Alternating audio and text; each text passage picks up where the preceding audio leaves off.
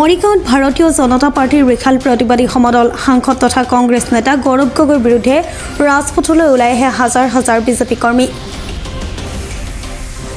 পাকিস্তানৰ এজেণ্ট আখ্যা দি মৰিগাঁও চহৰৰ মাজমজিয়াত কংগ্ৰেছ নেতাগৰাকীৰ বিৰুদ্ধে তীব্ৰ প্ৰতিবাদ সাব্যস্ত কৰে গেৰুৱা বাহিনীয়ে।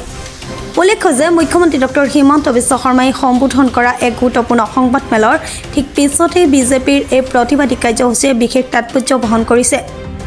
হাজাৰ হাজাৰ বিজেপি কৰ্মীৰ সমদল, হাতে হাতে প্লে কাৰ্ড আৰু গৌৰৱ গগৈ বিৰোধী শ্লোগান।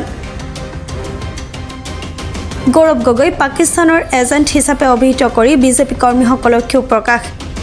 গৌৰৱ গগৈৰ যি স্থিতি, সেই স্থিতিয়ে দেশৰ স্বাৰ্থক আঘাত কৰিছে। তেওঁ মন্তব্যই প্ৰমাণ কৰে যে তেওঁ কাৰ হৈ কাম কৰি আছে। মৰিগাঁৱৰ ৰাইজে তথা বিজেপি কৰ্মীসকলে এই দেশ বিৰোধী স্থিতিক কেতিয়াও সহ্য নকৰে। মুখ্যমন্ত্ৰী ডাঙৰীয়াই তথ্য সহকাৰে যি কথা উদঙাই দিছে, তাৰ পিছত গৌৰৱ গগৈৰ আচল মুখা খোল খাই পৰিছে। আমি আজি স্পষ্ট কৰি দিব বিচাৰোঁ যে অসমৰ মাটিত পাকিস্তানপন্থী চিন্তা চৰ্চা নচলিব। গৌৰৱ গগৈ ইয়াৰ উত্তৰ দিব লাগিব। নিৰ্বাচনী বতৰৰ গৰম বতাহৰ মাজতে মৰিগাঁও বিজেপিৰ এই শক্তি প্ৰদৰ্শনে এতিয়া জিলাখনৰ ৰাজনীতিত এক নতুন মাত্ৰা প্ৰদান কৰিছে। অসমৰ জনপ্ৰিয় মুখ্যমন্ত্ৰী ডক্টৰ হিমন্ত বিশ্ব শৰ্মা ডাঙৰীয়াই অসমখনক উন্নয়নশীল ৫খন ৰাজ্যৰ ভিতৰত কেনেকৈ অংশগ্ৰহণ কৰিব পাৰি তাৰ দৰে পৰিচৰ্যা চলিছে।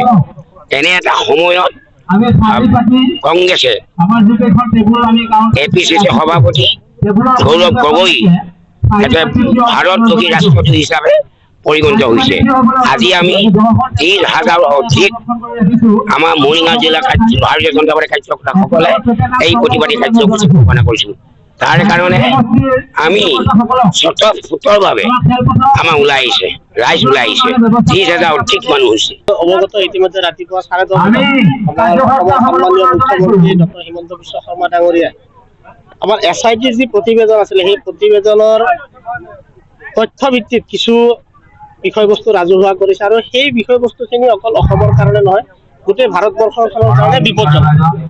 গৌৰৱ গগৈ ডাঙৰীয়া কি ধৰণে পাকিস্তানত গৈছিলে, তাত গৈ ISIৰ মুৰব্বীৰ লগতো তেখেতে বহিছিলে, আলোচনাত মিলিত হৈছিলে, কি ধৰণে তেখেতে এই কাৰ্যক্ৰমত লিপ্ত হৈছিলে, গোটেই তথ্যখিনি মুখ্যমন্ত্ৰী ডাঙৰীয়া আজি ৰাজহুৱা কৰিছে। আৰু এনেকুৱা দেশ বিৰোধী কাৰ্যকলাপত লিপ্ত হোৱাৰ কাৰণে আমি আজি ভাৰতীয় জনতা পাৰ্টি মৰিগাঁও জিলা সমিতিৰ উদ্যোগত আমি প্ৰতিজন দলীয় কাৰ্যকৰ্তাই আজি প্ৰতিবাদী সমদল অনুষ্ঠিত কৰিছে। সেই তেখেতে যিখিনি প্ৰশ্ন কৰিছে তাৰ উত্তৰ মই ভাবো অসমৰ জনসাধাৰণে দিব।